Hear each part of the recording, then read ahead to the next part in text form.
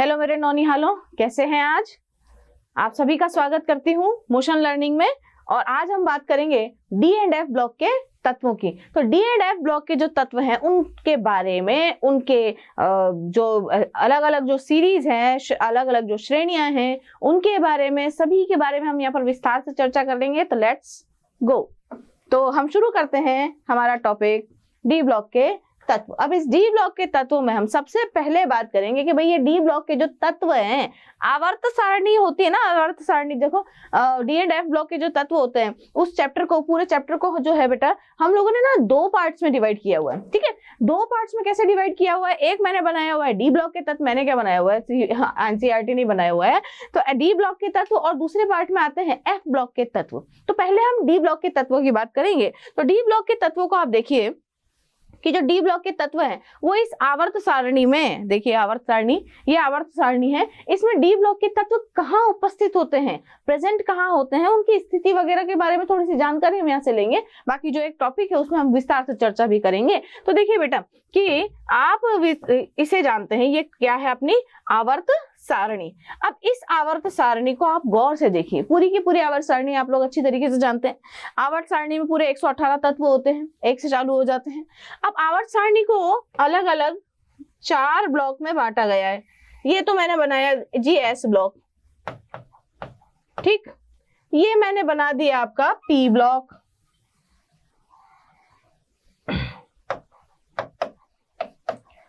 S block और P block के बीच में जो ये आप लोगों को नजर आ रहा है, अब एस ब्लॉक और पी ब्लॉक के बीच में जो ये आपको ये इतनी जो श्रेणी ये नजर आ रही है बेटा, यही क्या कहलाती है, आपका पूरा का पूरा डी ब्लॉक कहलाती है। देखिएगा, ये मैं रेड से बना देती हूँ। ये जो पूरा का पूरा है, ये जो आपको नजर आ रहा है, केवल इसे डी ब्लॉक कहा जाता है। ये क्या कहलाते हैं बेटे?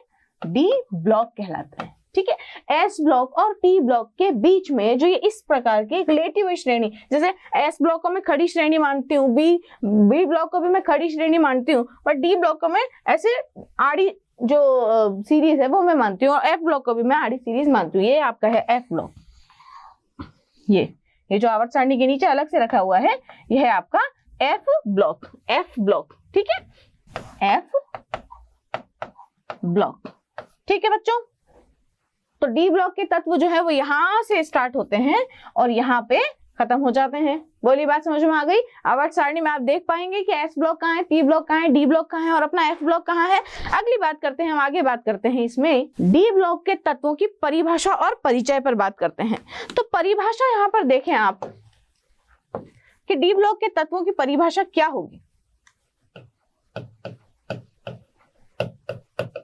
तो ऐसे तत्व, देखो किसी भी ब्लॉक के तत्व, जैसे आपने 11th क्लास में पढ़ा था एस ब्लॉक पी ब्लॉक के बारे में, तो एस ब्लॉक के तत्वों की परिभाषा क्या थी? जिन तत्वों का अंतिम इलेक्ट्रॉन एस उपकोष में भरा जाता है वे तत्व एस ब्लॉक के तत्व कहलाते हैं। ऐसे ही आपने पी ब्लॉक के बारे में पढ़ा था, क्या पढ़ा था कि जिन तत्वों का अंतिम इलेक्ट्रॉन पी उपकोष में भरा जाता है पी ब्लॉक के तत्व कहलाते हैं। बिल्कुल उसी प्रकार से यहाँ पर भी हम डी ब्लॉक के तत्वों की परिभाषा के बारे में बात करेंगे। तो डी ब्लॉक के तत्वों की परिभाषा ये होती है कि जिन तत्वों का अंतिम इलेक्ट्रॉन, जिन तत्वों का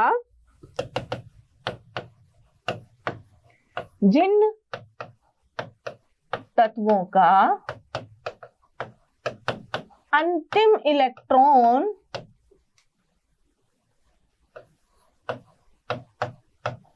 उपांत्य कोश,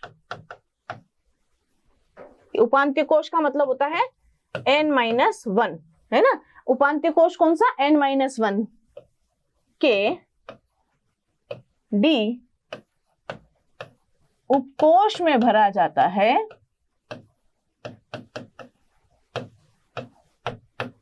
उपकोष में भरा जाता है वे तत्व डी ब्लॉक के तत्व कहलाते हैं। मतलब क्या हो रहा है बेटा कि एन शेल जो होता है ना, यहाँ पर एन जो है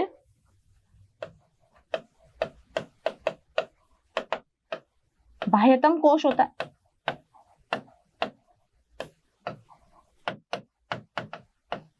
और n-1 जो होता है बेटा, इसे उपांत्य कोश बोलते हैं। ठीक है, अब उपांत्य कोश बोलते हैं, है ना, या पेनल्टीमेट शेल बोले, इसको इंग्लिश में बोलते हैं पेनल्टीमेट शेल, पेनल्टीमेट, ठीक है, पेनल्टीमेट शेल। देखिए, जब भी किसी तत्व के इलेक्ट्रॉनों को डाला जाता है तो अंतिम इलेक्ट्रॉन कहाँ जाता है बेटा, आउटर मोस्ट शेल में, या सबसे बाह्यतम कोश में, यानी कि nth कोश में जाता है।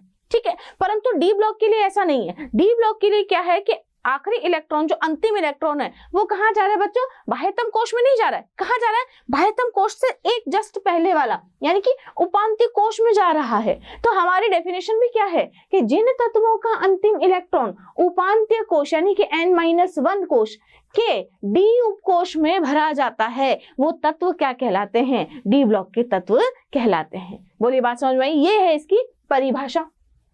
ठीक है, तो परिभाषा के बारे में आप इतना सा ही ध्यान रखेंगे कि जिन तत्वों का अंतिम इलेक्ट्रॉन उपांत्य कोश के डी उपकोश में भरा जाता है, वे तत्व क्या कहलाते हैं, डी ब्लॉक के तत्व कहलाते हैं। अब डी ब्लॉक के जो तत्व हैं, इनके बारे में और मैं बात करना चाहूंगी, इनके परिचय वगैरह के बारे में बात करना चाहूंगी। तो भैया, डी ब्लॉक के जो तत्व है बेटे, वो जो हमारी पीरियडिक टेबल होती है उसमें 4th पीरियड से चालू होते हैं, चतुर्थ आवर्त से चालू होते हैं, है ना।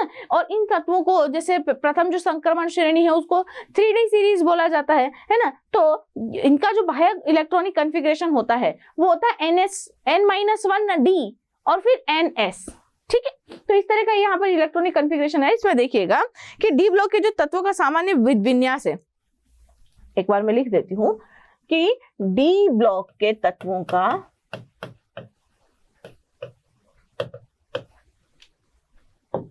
डी ब्लॉक में जितने भी तत्व हैं, जितनी भी श्रेणियां हैं, सभी का जो डी ब्लॉक के तत्वों का जो सामान्य इलेक्ट्रॉनिक विन्यास है, तत्वों का सामान्य इलेक्ट्रॉनिक विन्यास, देखिए मैंने अभी आपको बोला कि अंतिम इलेक्ट्रॉन कहां डाला जाएगा, n-1d में डाला जाएगा, और उसके पहले वाले जो इलेक्ट्रॉन है वो कई में डाले जाएंगे, ns में डाले जाएंगे। तो इलेक्ट्रॉनिक विन्यास, जो सामान्य इलेक्ट्रॉनिक विन्यास है, वो कैसा माना जाएगा, n-1d में 1 से लेकर के 10, परंतु ns जो है उसको लिखा बाद में ही जाएगा। इलेक्ट्रॉन तो इसमें आएगा, पर अंतिम इलेक्ट्रॉन मतलब लिखा बाद में ये जाएगा, 1 से 2 इलेक्ट्रॉन। S में आपको पता है 1 से 2 मतलब मैक्सिमम 2 इलेक्ट्रॉन रहते हैं। D में आपको मालूम है 10 इलेक्ट्रॉन रहते हैं, है ना। तो इलेक्ट्रॉन पहले इसमें जाएंगे और अंतिम इलेक्ट्रॉन इसमें जाएगा, पर लिखा इसको इस तरीके से जाएगा। ठीक है, तो डी ब्लॉक के तत्वों का जो सामान्य इलेक्ट्रॉनिक विन्यास है मेरे बच्चों, वो है n-1d में 1 से लेकर के 10 और ns जो है वो 1 से लेकर के 2। अब आपको पता है यहाँ पर n क्या है, बाह्यतम कोश, और n-1 कौन है, उपांत्य कोश। बोलिए है कि नहीं है। डी ब्लॉक के तत्वों का सामान्य इलेक्ट्रॉनिक विन्यास n-1d 1 से 10 इलेक्ट्रॉन और ns 1 से 2 इलेक्ट्रॉन, जहां n जो है वो कौन है, बाह्यतम कोश, और n-1 जो है वो कौन है, उपांत्य। याद रखिएगा इस वर्ड को, उपांत्य कोश या फिर पेनल्टीमेट शेल, पेनल्टीमेट शेल। तो ये इसका सामान्य इलेक्ट्रॉनिक कॉन्फ़िगरेशन है। अब इसमें जो इलेक्ट्रॉन है, संक्रमण तत्वों में इलेक्ट्रॉन जो है वो n-1d उपकोश में भरे जाते हैं, है ना। संक्रमण तत्वों में मैं लिख देती हूं,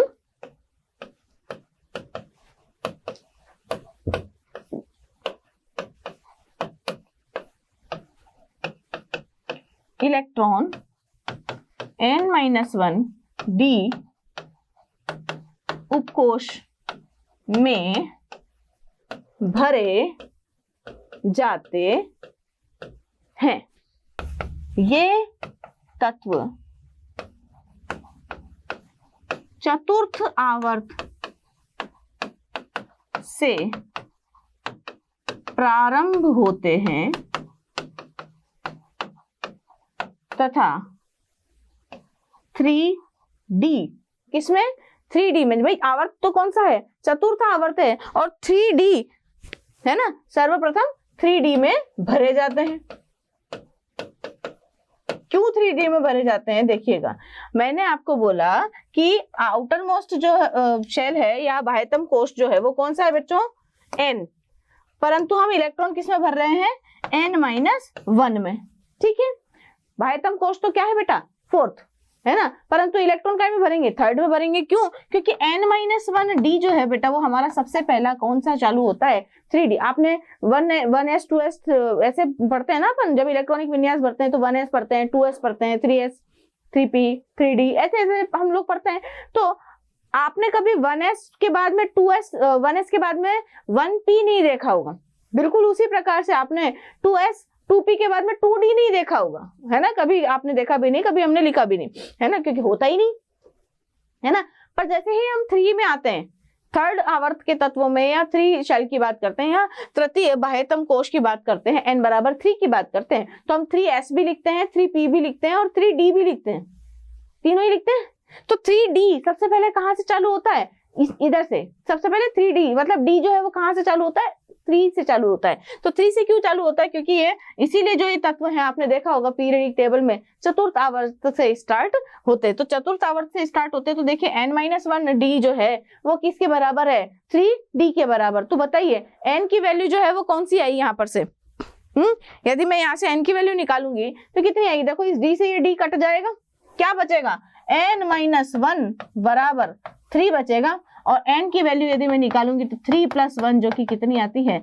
4। अर्थात तो moral of the story is कि अर्थात डी ब्लॉक के तत्व चतुर्थ आवर्त से प्रारंभ होते हैं। बोलिए इतनी बात समझ में आई कि नहीं बच्चों? क्या बोला गया है कि चतुर्थ आवर्त से डी ब्लॉक के तत्वों की श्रेणी चालू होती है और उनका जो अंतिम इलेक्ट्रॉन है वो कहां भरा जाता है? 3d में भरा जाता है। कारण क्या है कि n-1d जो है वो आपकी, अगर 3d आप मान रहे हैं तो n की वैल्यू यहां से आएगी 4, और इस 4 का ही मतलब क्या है? बाह्यतम कोश, है ना। n क्या है? बाह्यतम कोश। बाह्यतम कोश कौन सा है? चतुर्थ। और जब बाह्यतम, जो भी बाह्यतम कोश होता है वही उस तत्व का आवर्त होता है, या आवर्त उसी तत्व का आवर्त तत्व जो है वो उसी आवर्त का तत्व माना जाता है जो उसका बाह्यतम कोश होता है। तो ये क्या बोल रहा है कि डी ब्लॉक के तत्वों का सामान्य इलेक्ट्रॉनिक विन्यास कितना है? n-1d 1 से लेकर के 10, ns 1 से लेकर के 2, जहां पर n क्या है बेटे? बाह्यतम कोश, और n-1 कौन है? Penultimate shell. ठीक है। अब संक्रमण तत्वों में इलेक्ट्रॉन जो है वो n-1d के उपकोश में भरे जाते हैं। ये तत्व चतुर्थ आवर्त से प्रारंभ होते हैं तथा 3d में भरे जाते हैं। 3d में भरे जाते हैं, इसका मतलब n-1 कौन है? 3 है ना। n-1 अगर 3 है तो n कौन होगा? 4 होगा, और 4 है, इसका मतलब ये प्रूव है कि ये तत्व जो है वो चतुर्थ आवर्त से ही स्टार्ट होते हैं। तो चौथा, पांचवा, छठा और सातवां, कितनी श्रेणियां मिलेगी आपको? 4। एक तो मिलेगी आपको चतुर्थ आवर्त में प्रथम संक्रमण श्रेणी, दूसरी आपको मिलेगी, मैं बता देती हूँ इसको थोड़ा सा, दूसरी जो आपकी श्रेणी मिलेगी वो आपको मिलेगी 5वें आवर्त में, है ना। अगली श्रेणी 6ठे में, और उसके बाद वाली श्रेणी जो है वो 7वें आवर्त में आपको देखने को मिलेगी। ठीक है। तो मैं यहाँ पर आप लोगों को आवर्त सारणी में सिर्फ और सिर्फ डी ब्लॉक वाले तत्व जो है उनकी स्थिति बता देती हूँ कि इनकी स्थिति होती कहाँ है। मैंने अभी थोड़ी देर पहले आप लोगों को बोला क्या कि चतुर्थ आवर्त से ये स्टार्ट होंगे। ठीक है। तो चतुर्थ आवर्त, पंचम आवर्त, षष्टम आवर्त और सप्तम आवर्त। हाँ, आप ऐसे याद नहीं रखना, है ना। 4, 5, 6, 7 ऐसे याद रख लेना, कोई दिक्कत नहीं। तो आवर्त बनाए मैंने, 1, 2, 3 आवर्त मैंने नहीं बनाए क्योंकि तत्व है ही नहीं हमारे उसमें। ठीक है। अब जो संक्रमण श्रेणी के जो तत्व हैं उन आवर्त के साथ में वर्ग भी होते हैं, है ना। कौन से वर्ग से लेकर के कौन से वर्ग तक चलते हैं, जरा ये भी देखिएगा। तो वर्ग नंबर 3 से ये स्टार्ट होते हैं।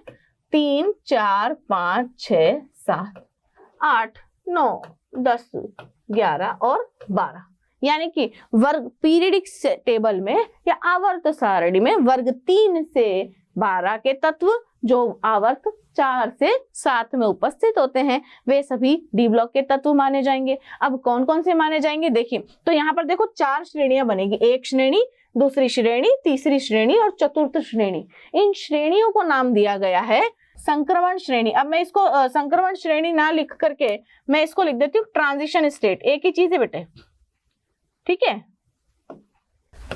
प्रथम ट्रांजिशन सीरीज, टीएस का मतलब है ट्रांजिशन सीरीज है ना, टीएस ट्रांजिशन सीरीज या संक्रमण श्रेणी एक ही बात है। आप टीएस भी लिख सकते हैं, है ना, थोड़ी बहुत अंग्रेजी तो अपने चलेगी भाई, ऐसा थोड़ी है, ठीक। और पांचवे जो आवर्त है उसमें कौन सी आएगी, द्वितीय संक्रमण श्रेणी। छठे आवर्त में आपकी आएगी बेटा तृतीय संक्रमण श्रेणी या ट्रांजिशन स्टेट, और सेवेंथ आवर्त में आपकी आएगी चतुर्थ संक्रमण श्रेणी या fourth transition state. First transition state, second transition state, third transition state और फोर्थ ट्रांजिशन स्टेट। इनके जो तत्व होते हैं उन्हें भी आप देख लें कि कौन कौन से तत्व उपस्थित होते हैं। तो यहाँ पर देखिएगा, तत्व बना देती हूं मैं कि 21 नंबर से स्टार्ट होता है स्कैंडियम, देन फिर टाइटियम, वेनेडियम, क्रोमियम,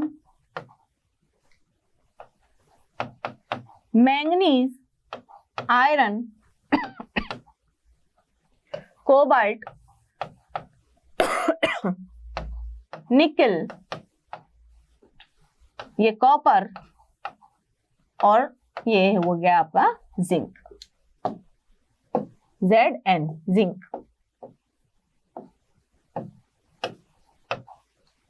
ठीक है, प्रथम जो संक्रमण श्रेणी है उसके तत्व हैं scandium, titanium, vanadium, chromium, manganese, ferrous, cobalt, nickel, copper, zinc. इसी तरीके से द्वितीय, तृतीय और चतुर्थ श्रेणी के तत्वों की भी हम बात कर देते हैं। तो देखो हर श्रेणी में ये जरूरी नहीं कि ये 30 पे खत्म हुआ है तो यहाँ पर 31 से नंबर चालू होगा, नहीं, क्योंकि आप जानते हैं कि इसके बाद में भी 6 तत्व और हैं, है ना। पी ब्लॉक के 6 सीरीज है ना, 12 पे थोड़ी ना खत्म होती है हमारी पीरियडिक टेबल। 12 के बाद में 13 वर्ग आता है, 14 आता है, 15 आता है, 16 आता है, 17 आता है, 18 आता है। तो कितने तत्व और आएंगे, 6 तत्व और आएंगे। तो 30 के बाद में 36 तक तो वैसे भी हमारा नंबर नहीं आ रहा है, और 36 नंबर का जो एलिमेंट है वो 18वें वर्ग में है। और हमारा ये जो थर्ड पीरियड है, थर्ड ग्रुप है या थर्ड वर्ग है, वो पहले और दूसरे वर्ग के बाद आएगा। तो 36 उधर, 37 और 38 के बाद में 39 नंबर का तत्व आएगा। तो आपको दिमाग लगाने की बिल्कुल जरूरत नहीं, सिर्फ आईक्यू लगाओ और काम चलाओ, ठीक है। केवल आप लोगों को आईक्यू लगाना है ना, दिमाग की बत्ती जलाओ, है ना, और क्लास में रोज आओ, मेंटोस नहीं खाओ। तो दिमाग की बत्ती जलाओ और क्लास में रोज आओ। बोलो बात समझ में आए।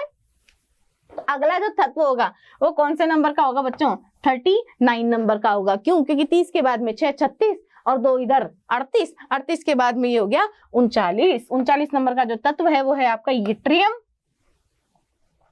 जर्कोनियम, नायोबियम, मॉलिब्डेनम, टेक्नीशियम, ये हो गया Ru, ये RH, PD, Ag और CD। हाँ ठीक है, ये ज्यादा अपने को डिटेल में जाना नहीं, जरूरी नहीं सबके नाम याद हो। इसे इसको पैलेडियम बोलना जरूरी नहीं, उसको कैडमियम बोलना जरूरी नहीं, इसको अर्जेंटम बोलना जरूरी बिल्कुल नहीं है। आप अगर ऐसे याद भी रख लेंगे ना तो भी काम चल जाएगा, इनके सिंबल्स याद रखो बस, ठीक है। तो अब ये 44 के बाद में 45, ये 46, ये 47 और ये हो गया आपका 48, ठीक। अब आपको मालूम है कि 48 के बाद में 6 उधर आगे जाएंगे, 2 उधर, 6 तो इधर पीछे जाएंगे, 2 उधर आगे से आएंगे। तो अगला जो तत्व है वो कौन सा नंबर से स्टार्ट होगा बच्चों, 57 नंबर से स्टार्ट होगा, 57 नंबर, ठीक है। अब 57 नंबर का जो तत्व है वो कौन है अपना, ये La सब जानते हैं La कौन है, लेंथेनम। हाँ, लेंथेनम नाम है इसका, है ना। अब लेंथेनम के बाद में अब अगर आप सोच रहे हैं कि भाई ये 57 नंबर का तत्व है तो इसके बाद में 58 आएगा, पर नहीं, यहाँ 58 नहीं आएगा। क्यों, क्योंकि यहाँ पर 57 के बाद के जो 14 तत्व हैं वो कहाँ रखे गए हैं बेटा, F ब्लॉक में रखे गए हैं, है ना। F ब्लॉक में उन तत्वों को रखा गया है, और उन तत्वों को क्या कहा गया है, इसी के बाद आते हैं ना, लेंथेनम के बाद में आते हैं, इसीलिए उन तत्वों को क्या कहा गया है, लेंथेनाइड श्रेणी कहा गया है, ठीक है, लेंथेनाइड श्रेणी कहा गया है, इसलिए 14 तत्व जो है वो तो आगे आएंगे। तो इसके बाद में 14 यानी कि 7 14 का 2 और ये हो गया 72, यानी कि अब जो अगला तो जो तत्व होगा, जो फोर्थ आवर्त का जो तत्व होगा वो कौन सा होगा बच्चों? मैं थोड़ा इसको डिफरेंट पेन से बना देती हूँ ताकि आप लोगों को देखने में प्रॉब्लम नहीं है। ये देखो भाई 57 नंबर का तत्व तो कौन है आपका? लेंथेनम। ठीक है, लेंथेनम के बाद में 14 जो तत्व आते हैं वो कहाँ आते हैं? आपके एफ ब्लॉक में आते हैं। उसके बाद में जो 15वां तत्व है, इनके बाद में 14 आने के बाद में जो 15वां तत्व है वो है 72 नंबर का, जिसे आप कहते हैं HF, हैफनियम, है ना। फिर TA, मैंने अभी थोड़ी देर पहले आप लोगों को कहा, देखो अब जो है अब सीरीज चालू हो जाएगी। बताने का मेन उद्देश्य क्या है, जैसे 21 के बाद में 22 आ रहा था, 39 के बाद में 40 नंबर का तत्व आ रहा था, ये किसका है? क्या है इनका? परमाणु क्रमांक है ना। तो परमाणु क्रमांक 21 के बाद में जस्ट 22 आ रहा है, 39 के बाद में जस्ट 40 आ रहा है, पर यहाँ क्या हो रहा है? 57 के बाद जस्ट 72 आ रहा है। तो बीच के जो 14 तत्व हैं, है ना, उनको मैंने स्टार पॉइंट लगा के लिख दिया, वो कहाँ आएंगे? लेंथेनाइड श्रेणी में आएंगे। मैं यहाँ बना भी देती हूँ, लेंथेनाइड श्रेणी। अभी हम उनके बारे में बात नहीं करेंगे। लेंथेनाइड श्रेणी में 58 से लेकर के 71 तक के तत्व आते हैं। ठीक है, परमाणु क्रमांक 58 से लेकर के 71 तक के तत्व कहाँ पाए जाते हैं बेटा? लेंथेनाइड सीरीज में या लेंथेनाइड श्रेणी में पाए जाते हैं। इन लेंथेनाइड श्रेणी के बारे में हम विस्तार से एफ ब्लॉक में चर्चा करेंगे। अभी सिर्फ आप इतना ही ध्यान रखें। ठीक है, तो osmium, iridium, platinum, gold, mercury, इस तरीके से तत्व होते हैं। 74, 75, 76, 77, 78, 79 और ये हो गया अपना 80। ठीक है, अब आपको मालूम है 80 के बाद में 86 तक इधर, फिर 87 उधर और 89 इधर। तो इस इधर कौन कौन से आए?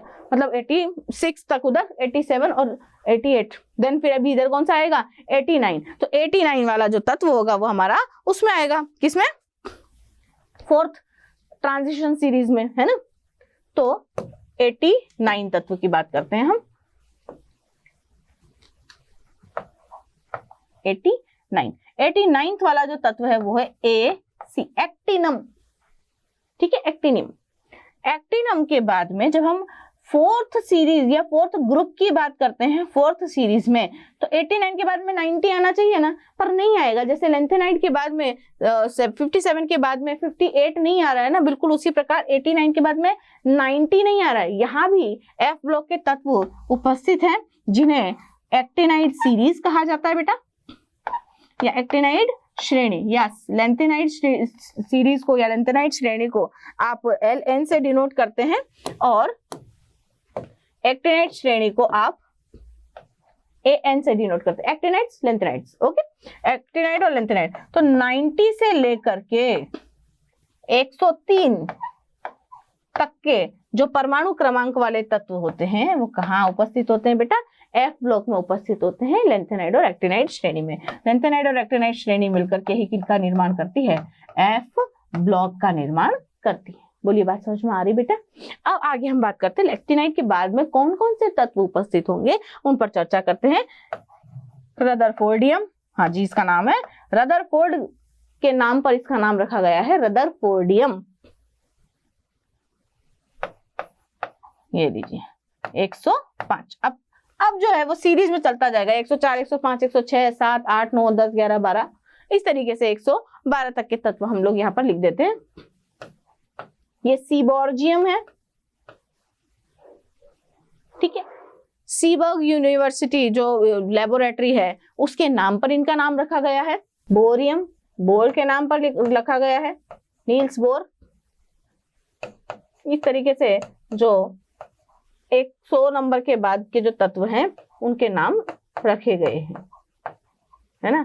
किसी लेबोरेटरी के ऊपर रख दिया गया है, किसी महान प्राणी के ऊपर रख दिया गया है, तो इस तरीके से इनके नाम रखे गए हैं। तो स्पोरियम, रॉन्जीनियम और कॉपरनिशियम CP भी बोल देते हैं इसको, कई लोग CN भी बोलते हैं। कॉपरनिकस जो था ना उसके नाम पर ये नाम रखा गया है, कॉपरनिशियम, ठीक है। और इसको CP या CN दोनों से डिनोट कर देते हैं, और क्योंकि 112 नंबर का तत्व है इसलिए इसको UUB भी बोल देते हैं, है ना, UUB। IUPAC नाम मैंने आप लोगों को सिखा रखे हैं। तो आवर्त सारणी में D ब्लॉक के तत्व जो होते हैं उनकी स्थिति कुछ इस प्रकार से होती है कि वर्ग नंबर 3 से लेकर के वर्ग नंबर 12 तक ये उपस्थित होते हैं, और आवर्त नंबर 4 से ये स्टार्ट होकर के 7 तक जाते हैं। वर्ग प्रथम संक्रमण श्रेणी के तत्व 21 से लेकर के 30 तक जाते हैं, द्वितीय संक्रमण श्रेणी के तत्व 39 से लेकर के 48 तक जाते हैं, परंतु तीसरी जो संक्रमण श्रेणी है उसके तत्वों में 57 के बाद में 58 से लेकर के 71 तक के तत्व उपस्थित नहीं होते हैं।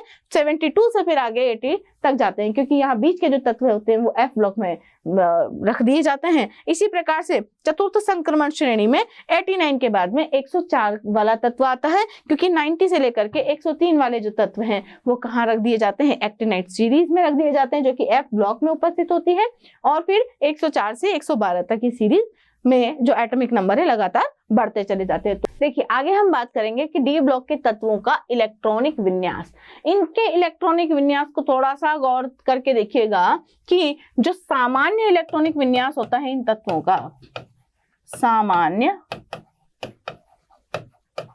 इलेक्ट्रॉनिक विन्यास जो है बेटा इन तत्वों का वो होता है, यहाँ तो आपकी जो भी आपकी इनर्ट गैस है वो आ जाएगी, अक्रिय गैस है ना, यहाँ पर कौन आ जाती है, अक्रिय गैस। जिस भी, हालांकि ये लिखते नहीं है, जब सामान्य इलेक्ट्रॉनिक विन्यास लिखते हैं तब ये इस तरीके से लिखते नहीं है, बट फिर भी मैं आप लोगों को बता देती हूँ, क्योंकि सामान्य इलेक्ट्रॉनिक विन्यास इस तरीके से कभी भी नहीं लिखा जाता जिसमें ये इस तरीके से इनर्ट गैस लिखना बताया गया। यहाँ सिर्फ लिखते हैं N-1 D में 1 से लेकर के 10 इलेक्ट्रॉन और NS 1 से लेकर के 2 इलेक्ट्रॉन। देखिए अफबाउ रूल के अकॉर्डिंग, अफबाउ रूल तो जानते होंगे आप लोग, अफबाउ प्रिंसिपल के अकॉर्डिंग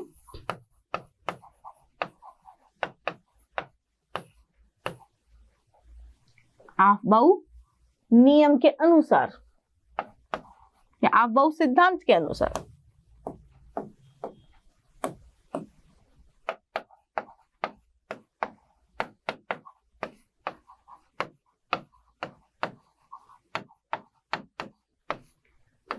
इलेक्ट्रॉनिक विन्यास में इलेक्ट्रॉन भरते समय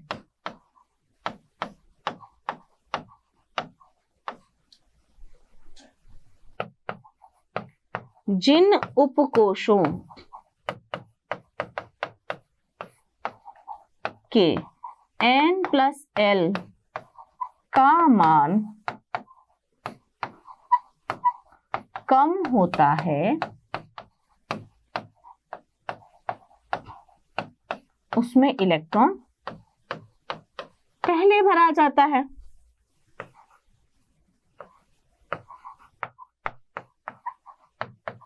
एग्जाम्पल देख लीजिए आप कि यदि nth शेल जो है हमारी वो आपकी यदि 4 है, आपने जैसे बोला कि ये जैसे 4s है ना, और ये हो गया अपना 3d, तो यार 4s और 3d के लिए यदि हम n+l की वैल्यू निकाले तो इसके लिए n+l की वैल्यू कितनी आएगी, देखिए n की वैल्यू तो है 4, यह रहा n, और s की वैल्यू है 0, तो कितना आया बेटा 4, ठीक है। जबकि 3d के लिए n+l की वैल्यू आप निकालिए तो 3 का मतलब है n की वैल्यू है 3 और d का मतलब है spd, है ना। l की वैल्यू कैसी आती है, 0 से स्टार्ट होती है, spd 0 1 2 कितनी आ गई 2, है ना। तो टोटल वैल्यू कितनी हो गई इसकी 5। तो देखिए पहले इलेक्ट्रॉन किस में डाले जाएंगे, ns में डाले जाएंगे, बाद में इलेक्ट्रॉन n-1 में डाले जाएंगे, पर इसको लिखा इस तरीके से ही जाएगा, ठीक है। तो हम अलग अलग श्रेणियों के बारे में, प्रथम द्वितीय तृतीय चतुर्थ संक्रमण श्रेणियों के तत्वों के इलेक्ट्रॉनिक विन्यास के बारे में बात करेंगे, पर उसके पहले आपको ये सामान्य इलेक्ट्रॉनिक विन्यास के बारे में थोड़ी सी जानकारी होना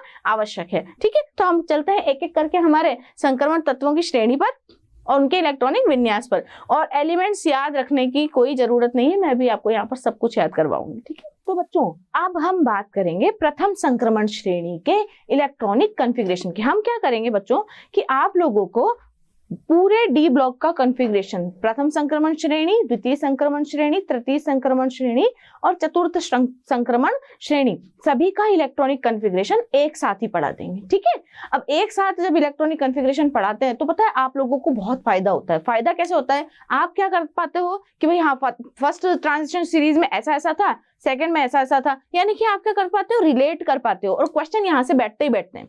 एक क्वेश्चन आपका इलेक्ट्रॉनिक कॉन्फ़िगरेशन से बोर्ड में जरूर आएगा, और मैं आप लोगों को बता चुकी हूं पहले भी कि इनऑर्गेनिक की जितनी भी समस्याएं हैं केवल एक संजीवनी बूटी से ही सॉल्व हो सकती है, जो कि क्या है, इलेक्ट्रॉनिक कॉन्फ़िगरेशन। इलेक्ट्रॉनिक कॉन्फ़िगरेशन नहीं है, क्या है, संजीवनी बूटी है बेटा। ठीक है, तो प्रथम संक्रमण श्रेणी का जो सामान्य इलेक्ट्रॉनिक विन्यास है बच्चों, सामान्य इलेक्ट्रॉनिक विन्यास ऐसे लिख देते हैं ना अपन।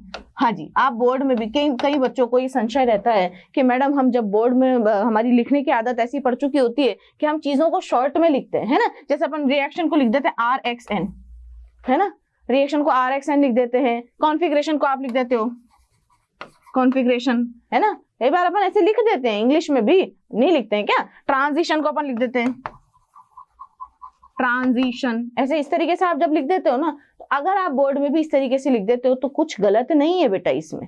ठीक है, ये कंसीडर किया जाता है, ये इसको ना जैसे साइंटिफिक नोटेशंस नहीं होते हैं उस तरीके से लिया जाता है। ठीक है, तो आप किसी भी टर्मिनोलॉजी को हिंदी लिखते लिखते बीच में इंग्लिश घुसा सकते हो, और अगर आप चाहें तो ऐसे शॉर्ट में भी लिख सकते हैं। साइंस में इस चीज को गलत नहीं माना जाता। ठीक है, तो आप यदि इस तरीके से इलेक्ट्रॉनिक विन्यास लिख देते हैं तो ये गलत नहीं है। ठीक है, अब कॉन्सेंट्रेटेड को अपन कॉन्सेंट्रेटेड नहीं लिखते, देखो आप अब जब ऑर्गेनिक पढ़ते हैं तो अपन लिख देते हैं सांद्र सल्फ्यूरिक अम्ल, तनु सल्फ्यूरिक अम्ल, कई बार अपन लिख देते हैं डाइल्यूट सल्फ्यूरिक अम्ल, ये लो जी, नहीं लिख देते हैं DIL। कॉन्सेंट्रेटेड को अपन नहीं लिख देते हैं CONC H2SO4। तो ये भी तो कंसीडर किया जाता है ना, ये साइंटिफिक नोटेशन की तरह कंसीडर किए जाते हैं, तो आप लोगों को चिंता करने वाली कोई बात नहीं है। यदि आपकी आदत में आ गया है तो बहुत अच्छी बात है, कोई दिक्कत नहीं है बेटा। ठीक है, और जब आप हायर क्लासेस में जाएंगे तब तो और भी ज्यादा सुविधा हो जाएगी, आपको विथ विच कुछ भी नहीं लिखना पड़ेगा, बहुत सारे साइन होते हैं हर एक सेंटेंस के लिए। तो हम बात करते हैं सामान्य इलेक्ट्रॉनिक विन्यास, प्रथम संक्रमण श्रेणी के सामान्य इलेक्ट्रॉनिक विन्यास की बात करते हैं। तो देखिए यहाँ पर मैंने अलग तरीके से, मतलब ये खुद का मेरा ही इजाद किया हुआ सामान्य इलेक्ट्रॉनिक विन्यास है प्रथम संक्रमण श्रेणी के लिए। अब आपको मालूम है कि बच्चों प्रथम संक्रमण श्रेणी जो है वो कौन से पीरियड में आती है, कौन से आवर्त से शुरू होती है, चौथे आवर्त से शुरू होती है, पता है ना आप लोगों को। कल ही बात की, तो मतलब इसके जस्ट पहले वाले जो लेक्चर हैं उनमें हम लोगों ने बात की है कि जो डी ब्लॉक के जो तत्व हैं वो कहाँ से शुरू होते हैं बेटा, चौथे आवर्त से। और प्रथम संक्रमण श्रेणी कौन से आवर्त में आती है, चौथे आवर्त में आती है। तो चौथे आवर्त के तत्वों का इलेक्ट्रॉनिक विन्यास लिखने के पहले हमें तीसरे आवर्त की इलेक्ट्रॉनिक गैस तक का कॉन्फ़िगरेशन पूरा करना होता है। तो तीसरे आवर्त की गैस कौन है बच्चों, हीलियम, नियॉन, आर्गन। कौन सी गैस है बच्चों, आर्गन। ठीक है, तो जब आप आर्गन लिख देंगे तो समझ में आ जाएगा कि आर्गन तक का विन्यास जो है वो पूरा हो चुका है ना। मैं इसको थोड़ा सा नीचे लिख देती हूँ। आर्गन लिखते ही हमारे दिमाग में ये क्लियर हो जाता है कि आपने आर्गन तक का विन्यास जो है वो कंप्लीट कर लिया है। अब आर्गन के बाद क्या, अब आर्गन के बाद आप कहाँ आ जाओगे, जब अगला तत्व पढ़ने के लिए जाओगे तो आप कहाँ होंगे, चौथे आवर्त में होंगे। ठीक है, अब चौथे आवर्त में जब होंगे और इस श्रेणी के जो इलेक्ट्रॉन्स है वो कहाँ भरे जाते हैं, 3D में, पेन अल्टीमेट शेल में, उपांत्य कोश में। ठीक है, उपांत्य कोश में भरे जाते हैं। तो 1 से लेकर के 10 इलेक्ट्रॉन यहाँ आएंगे 3D में, है ना, और 4s में 1 से लेकर के 2 इलेक्ट्रॉन आएंगे। बोली बात समझ में आ गई। तो इसका सामान्य इलेक्ट्रॉनिक विन्यास क्या होगा, आर्गन 3D 1 से लेकर के 10 और 4s 1 या 2, कुछ भी इसमें से हो सकता है। अच्छा, प्रथम संक्रमण श्रेणी का क्योंकि इलेक्ट्रॉनिक विन्यास या अंतिम इलेक्ट्रॉन 3D श्रेणी में 3D में भरा जाता है, इसीलिए प्रथम संक्रमण श्रेणी को 3D सीरीज भी कहा जाता है। 3D सीरीज बोल दो या 3D श्रेणी बोल दो, एक ही बात है, हिंदी में बोलो चाहे इंग्लिश में बोलो। 3D सीरीज, देखो अगर याद नहीं रहता है तो ऐसे हम पिक्चर देखने जाते हैं और आजकल पिक्चर कैसे आ रही, 3D में आ रही है ना। 2D की पिक्चरों को कभी मेंशन किया जाता था कि 2D में देखेंगे, नहीं ना, 3D को ही हमेशा मेंशन किया जाता है। तो 3D ओके, तो 3D आपको इस तरीके से याद रह जाएगा। तो बताइए प्रथम संक्रमण श्रेणी का सामान्य इलेक्ट्रॉनिक विन्यास आर्गन 3D 1 से लेकर के 10 इलेक्ट्रॉन और 4s में 1 से लेकर के 2 इलेक्ट्रॉन तक आ सकते हैं, इसीलिए इस संक्रमण श्रेणी को 3D सीरीज कहा जाता है। अब इनके तत्वों की बात कर लेते हैं। इसके जो तत्व होते हैं, प्रथम संक्रमण श्रेणी के जो तत्व होते हैं ना बच्चों, वो 21 से लेकर के 21, 22, 23, 24, 25, 26, 27, 28, 29 और 30 परमाणु क्रमांक वाले होते हैं ना। किसी भी एलिमेंट का जब हम रिप्रेजेंटेशन करते हैं, किसी भी तत्व को जब हम दर्शाते हैं तो ऐसे ही दर्शाते हैं, यहाँ उसका परमाणु क्रमांक लिखते हैं, यहाँ उसका सिंबल लिखते हैं। अब ये सिंबल कौन कौन से हैं, आपको कुछ भी याद रखने की जरूरत नहीं, केवल सिंबल याद रखो और सीक्वेंस याद रखो। इनके नाम आपसे कभी भी कोई भी नहीं पूछता, फिर भी अगर आपको याद रखना है तो बहुत अच्छी बात है, मैं यहाँ पर बता देती हूँ। इसका नाम है बेटा स्कैंडियम, है ना। Scandium, titanium, vanadium, chromium, manganese, iron, cobalt, nickel, copper और जिंक इनके नाम हैं। अब क्या होता है, कई बार बच्चे सोचते हैं कि पता नहीं याद नहीं रहता है, सीक्वेंस कैसे याद रखें, है ना। क्रोमियम कॉपर ऊपर नीचे कर देते हैं, कोबाल्ट कॉपर ऊपर नीचे कर देते हैं, है ना, याद नहीं रहता भाई। 1 से लेकर के 20 तक के तो आपको रटवा दिए जाते हैं, hydrogen, helium, lithium, beryllium, boron, carbon, nitrogen वगैरह ऐसे इस तरीके से रटवा दिए जाते हैं। पर 21 से 30 का क्या, अब 21 से 30 भी देखो, मैं आपको बताती हूँ, एक छोटी सी ट्रिक है बेटा, है ना, एक छोटी सी ट्रिक है जिससे आप जो है इन एलिमेंट्स की जो सीक्वेंस है उसको आप याद रख सकते हैं। क्या याद रख सकते हैं, बहुत पुरानी ट्रिक है ना, वो मैं बता देती हूँ आपको। SC को आप याद रखोगे साइंस, है ना, SC को आप याद रखोगे साइंस से। साइंस टीचर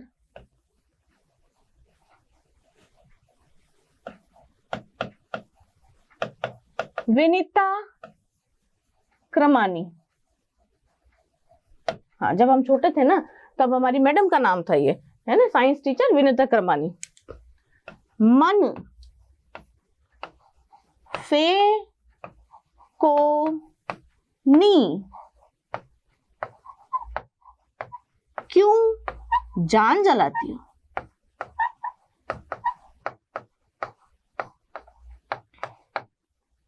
ये एक छोटी सी ट्रिक है ना, बहुत पुरानी ट्रिक है और कई लोगों के द्वारा बनाई हुई ट्रिक है ना। तो ऐसा कुछ भी नहीं है, आप अपनी जो ट्रिक है जिससे आप लोगों को याद है वो भी आप इस्तेमाल कर सकते हो। ये सिर्फ इसलिए है ताकि आपको सीक्वेंस याद रहे, एक डायलॉग याद कर लेंगे हमें सीक्वेंस याद रह जाएगा। सीक्वेंस क्या है, साइंस टीचर विनीता क्रमानी मन फे को नी क्यों जान जलाती हो, ठीक है। ये ट्रिक से आप जो है आराम से इसका जो फर्स्ट ट्रांजिशन सीरीज है, जो जिसको हम 3D सीरीज बोलते हैं, उसका सीक्वेंस आप याद रख सकते हैं। इलेक्ट्रॉनिक कॉन्फ़िगरेशन 21 से 30, यानी कि आज आपको जो है 1 से लेकर के 30 तक के 30 तक के परमाणु क्रमांक वाले तत्वों का सीक्वेंस पता लग गया, ठीक है। आगे चलते हैं, अब इनकी बात करते हैं इलेक्ट्रॉनिक विन्यास की। तो देखिए जैसे कि मैंने आप लोगों को पहले ही कहा है कि इनका जो सामान्य इलेक्ट्रॉनिक विन्यास होता है वो क्या होता है, आर्गन 3D और 4s, है ना। तो सीधी सी बात है कि जब इनका कॉन्फ़िगरेशन लिखा जाएगा तो आर्गन गैस भरी जाएगी सब में, देखो आर्गन गैस भरी जाएगी। हाँ जी, आप भी ऐसे ही कर सकते हैं, आर्गन सब जगह, सब में आर्गन आएगा क्योंकि सभी चतुर्थ आवर्त के तत्व हैं, है ना। तो सभी के पहले कौन सी गैस लगेगी बच्चों, आर्गन गैस लगेगी। देखो 1 2 3 4 5 6 7 8 9 10, ठीक। अब आर्गन के बाद में इलेक्ट्रॉन काई में डाले जाएंगे, 3D में और 4s में। अब किसमें कितने इलेक्ट्रॉन डाले जाएंगे वो मैं बाद में बताती हूँ, पहले मैं सामान्य इलेक्ट्रॉनिक विन्यास लिख करके खत्म करती हूँ काम, आधा काम खत्म हो जाएगा। 3D 4s, argon 3D 4s, यानी कि आपको याद क्या रखना है, आर्गन 3D 4s। प्रथम संक्रमण श्रेणी का electronic configuration argon 3D 4s, ठीक है। 4 बार बोलोगे अपने आप याद हो जाएगा, बोलो argon 3D 4s, argon 3D 4s, बस इस तरीके से, है ना, आर्गन 3D 4s। ये लो जी आर्गन 3D 4s और ये भी है आर्गन 3D 4s। काम खत्म।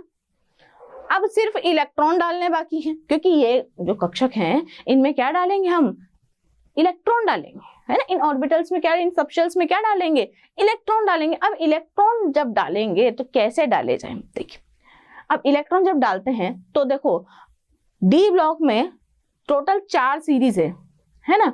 4 सीरीज में first transition series, second, third, fourth transition series यहाँ पर उपस्थित है ना। अब ये जो 4 संक्रमण श्रेणियां है ना, इसमें अब अपने को सबको खुश रखना है बेटा, इस S को भी खुश रखना है, इस D को भी खुश रखना है। तो मैंने क्या किया, 2 ट्रिक तो D वाली बना दी और 2 ट्रिक S वाली बना दी। क्लियर है? तो अब शुरू के प्रथम और द्वितीय संक्रमण श्रेणी में आप S वाली सीरीज को याद रखना है ना। अब S वाली सीरीज में आपको पता है कि S में कितने इलेक्ट्रॉन मैक्सिमम भरे जा सकते हैं, 2 भरे जा सकते हैं, है ना। तो 1 से 2 इलेक्ट्रॉन यहाँ पर रहते हैं। तो आप देखिए कि क्रोमियम और कॉपर जो है, ये क्रोमियम और ये कॉपर, ये 10 बच्चों की दौड़ हो रही थी, है ना। 10 बच्चे कौन है? ये परमाणु क्रमांक 21 से लेकर के 30 तक के जो 10 बच्चे हैं हमारे, इन सबकी हो रही थी दौड़। अब दौड़ होती तो कोई फर्स्ट आता है, कोई सेकंड आता है, कोई थर्ड आता है ना, इस तरीके से आते हैं। तो क्या हुआ कि क्रोमियम और कॉपर जो है ना, इनको विशेष दर्जा मिला हुआ था कि क्रोमियम और कॉपर जो है इस रेस में फर्स्ट आए थे बच्चों। क्रोमियम और कॉपर फर्स्ट आए थे, ये राजी कॉपर का, क्रोमियम और कॉपर फर्स्ट आए, तो इनको 4s में क्या मिला? फर्स्ट मिला। ठीक है, तो बाकियों को क्या मिलेगा? 2 मिलेगा। बाकी सब क्या आएगी? सेकंड आए, है ना, सब सेकंड आ गए सबको प्राइज मिला। तो क्रोमियम और कॉपर के अलावा बाकी सब क्या आ गए बेटा? सेकंड आ गए। यानी कि क्रोमियम और कॉपर के इलेक्ट्रॉनिक कॉन्फ़िगरेशन को लिखते समय 4s में एक इलेक्ट्रॉन आता है, बाकी सभी में 2 इलेक्ट्रॉन पाए जाते हैं। क्लियर? अब आप देखिए कि ये जो एलिमेंट्स हैं वो पीरियडिक टेबल में थर्ड ग्रुप में उपस्थित हैं। कहाँ उपस्थित है? थर्ड ग्रुप में उपस्थित है, तीसरे वर्ग में उपस्थित हैं। तो आर्गन जब खत्म होता है, 18वें वर्ग में जब आर्गन खत्म होता है, तो हम सीधा कहाँ आ जाते हैं? पहले वर्ग में आ जाते हैं। पहले वर्ग के बाद में हम दूसरा इलेक्ट्रॉन, मतलब आर्गन के बाद में पहला इलेक्ट्रॉन कहाँ भरते हैं? पहले वर्ग में। दूसरा इलेक्ट्रॉन कहाँ भरते हैं? दूसरे वर्ग में। तो ये तीसरे वर्ग के तत्व हैं, तो तीसरा इलेक्ट्रॉन निम्न में जाएगा ना। तो टोटल आर्गन के बाद में कितने इलेक्ट्रॉन भरे गए हैं? 3। ठीक है, तो देखो 2 इलेक्ट्रॉन तो यहां गए, तो बताओ तीसरा कहां आएगा? यहां आएगा। चौथा कहां आएगा? उसके बाद वाले वर्ग में, है ना। तो इस तरीके से हम गिनती जो है वो 3 से चालू करेंगे। ठीक है, अब 3 से गिनती चालू करनी है, जहां तक जाती है वहां तक हम देखते हैं कहां तक जाती है। तो 12 तक के तत्व हैं, तो क्योंकि तीसरे वर्ग से 12 वर्ग तक हमारा डी ब्लॉक चलता है, तो डी ब्लॉक के जो तत्व हैं उनकी गिनती जो है वो यहां से कितने नंबर से चालू होगी? 3 नंबर से चालू होगी और कहां तक जाएगी? 12 नंबर तक जाएगी। कैसे जाएगी? देखिए, 2 और 1 हो गए 3, 3 के बाद आता है 4, तो 2 तो ये रहे और 2 और 2 4, 4 के बाद आता है 5, 5 आएगा तो बताओ 3D में 3 इलेक्ट्रॉन डालते ही 5 हो जाएगा टोटल, है ना। बात समझ में आती जा रही बेटा? 5 हो गया। 5 होते ही 6 करने, अब 6 करने के लिए हमें क्या करना पड़ेगा? 1 यहाँ पर है, तो बताइए बाकी के 5 कहाँ भरे जाएंगे? 3D में भरे जाएंगे। रटने की जरूरत नहीं है, याद करने की जरूरत नहीं है, लॉजिक लगाइए। लॉजिक क्या बोल रहा है कि थर्ड मतलब आर्गन के बाद, आर्गन तक का कॉन्फ़िगरेशन लिखने के बाद में हम तीसरे वर्ग, ये तीसरे वर्ग का एक चौथा, पांचवा, छठा, सातवां, आठवां, नवा, 10वां, 11वां, 12वें वर्ग का तत्व है ना। तो टोटल इलेक्ट्रॉन आर्गन के बाद में इसमें कितने भरे जाएंगे? आर्गन के बाद 12 इलेक्ट्रॉन आएंगे ना। ये अगर तीसरे वर्ग का है तो इसमें 3 इलेक्ट्रॉन आएंगे ना आर्गन के बाद में। तो वही लॉजिक हम लगाते जा रहे हैं, एक इलेक्ट्रॉन बढ़ाते जा रहे हैं। बस इसका जरूर ध्यान रखना है कि यहाँ जितने इलेक्ट्रॉन डाल दिए, बचे हुए इलेक्ट्रॉन आप डी में डाल दो, बस इतनी सी बात है। तो देखिए 6 हो गए, अभी हो गए 7, देखो 5 और 2 7, 8 करने हैं तो देखो 6 और 2 8, 9 करने हैं तो भैया 7 और 2 9, 9 के बाद में आता है 10 तो 8 और 2 10, है ना। 10 के बाद में आता है 11, 11 तो ये 10 और ये 1 11, और उसके बाद में आता है 12, देखो 10 और 2 12, हो गया इलेक्ट्रॉनिक कॉन्फ़िगरेशन। कुछ तकलीफ नहीं आई, सिर्फ ये याद रखना है कि क्रोमियम और कॉपर जो है, क्रोमियम और कॉपर जो है रेस में कैसे आते हैं? फर्स्ट आते हैं, बाकी के सारे जो हैं वो सेकंड आते हैं। अच्छा, ऐसा क्यों होता है, कारण वगैरह क्या है, ये जब हम डिटेल में प्रथम संक्रमण श्रेणी के बारे में बात करेंगे उसमें बात करेंगे। अभी हम सिर्फ और सिर्फ कॉन्फ़िगरेशन पर बात कर रहे हैं, इलेक्ट्रॉनिक विन्यास पर बात कर रहे हैं। आप अभी सिर्फ इस पर कॉन्सेंट्रेट कीजिए। आप सोचोगे कि मैडम पहले इसमें 4 इलेक्ट्रॉन आने चाहिए थे, बचे हुए 2 इलेक्ट्रॉन इसमें आने चाहिए थे। जी हाँ, ऐसा होना चाहिए था अकॉर्डिंग टू आपो प्रिंसिपल, परंतु कुछ एक्सेप्शन नहीं है, रीजन है। मैंने आपको पहले ही कहा है क्या कि there is no exception in chemistry, only explanation, मैं अभी एक्सप्लेनेशन भी दूंगी, पर कब दूंगी, जब मैं प्रथम संक्रमण श्रेणी के बारे में डिटेल में बात करूंगी। अभी मैं यहाँ पर सिर्फ और सिर्फ विन्यास की बात कर रही हूँ, आप विन्यास पे कॉन्सेंट्रेट कीजिए। इसके जस्ट बाद वाला जो टॉपिक है, विन्यास के जस्ट बाद वाला टॉपिक वो वही है ना, तो आप बिल्कुल धैर्य बांध के रखिए, है ना। अब यहाँ पर इसको इलेक्ट्रॉनिक कॉन्फ़िगरेशन को लिखने की ट्रिक क्या है, रोल नंबर, हाँ मैंने इनके एटॉमिक नंबर्स जो हैं, परमाणु क्रमांक, उनको रोल नंबर बोलना है। रोल नंबर 21 से 30 तक के बच्चों की रेस में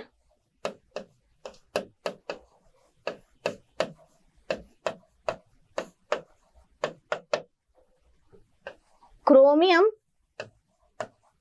और कॉपर फर्स्ट आए, बाकी सब सेकंड आए।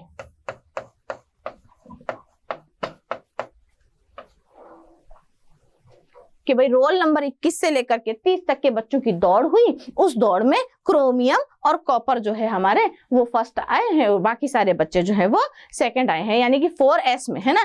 ट्रिक फर्स्ट ट्रांजिशन सीरीज के इलेक्ट्रॉनिक कॉन्फ़िगरेशन और किसकी ट्रिक है, 4s की। तो 4s में इसमें 1 भरा जाएगा और इसमें 2 भरा जाएगा। तो आप चाहें तो इस तरीके से इसको फर्स्ट इस तरीके से भी लिख सकते हैं, अगर आप प्रथम आए यानी कि 4s में 1 इलेक्ट्रॉन आया और बाकी सब जो हैं सेकंड आए, है ना, सेकंड आए यानी कि 2 आए, बाकी सब सेकंड आए यानी कि 4s में 2 इलेक्ट्रॉन आए। ठीक है, देखो बाकी सब 2 हैं, क्रोमियम और कॉपर फर्स्ट है। क्लियर है। तो फर्स्ट ट्रांजिशन सीरीज का जो कॉन्फ़िगरेशन है बिल्कुल इस तरीके से आएगा, कोई संशय नहीं है, बिल्कुल करेक्ट कॉन्फ़िगरेशन है और न्यू स्टडीज के अकॉर्डिंग बिल्कुल करेक्शन वाला इलेक्ट्रॉनिक कॉन्फ़िगरेशन है। तो आप इसको कभी भी नजरअंदाज ना करें। यहाँ से क्वेश्चंस आते हैं और क्वेश्चन ना भी आए तो इनऑर्गेनिक प्रॉब्लम्स जो है वो इससे सॉल्व हो सकती है। तो बेटा आज के लेक्चर में हम लोगों ने क्या क्या पढ़ा, संक्रमण श्रेणी के तत्वों के बारे में बात करा, डी ब्लॉक के तत्व कहाँ होते हैं, आवर्त सारणी में कहाँ उपस्थित होते हैं, किस आवर्त में उपस्थित होते हैं, कौन से वर्ग से कौन से वर्ग तक के होते हैं, उनके इलेक्ट्रॉनिक विन्यास क्या होते हैं, उन सभी के बारे में आज हम लोगों ने चर्चा करी है। प्रथम श्रेणी के जो संक्रमण तत्व हैं या 3D जो सीरीज है, प्रथम संक्रमण श्रेणी जो है उनके बारे में हम लोगों ने इलेक्ट्रॉनिक विन्यास भी आज पढ़ लिया है। ठीक है, अब हम अगली जो द्वितीय, तृतीय, चतुर्थ संक्रमण श्रेणी जो बचे हुए इलेक्ट्रॉनिक विन्यास है उन्हें हम कल पूरा करते हैं। आज के लिए धन्यवाद, नमस्ते। आशा करता हूं हमारे टॉप एजुकेटर का यह लेक्चर आपको पसंद आया होगा। अगर पसंद आया है तो वीडियो को लाइक करिए, चैनल को सब्सक्राइब करिए और शेयर भी करिए, क्योंकि ज्ञान बांटने से बढ़ता है और सही बताऊं तो पुण्य भी मिलता है। मुझे सुनने के लिए बहुत बहुत धन्यवाद। Thank you.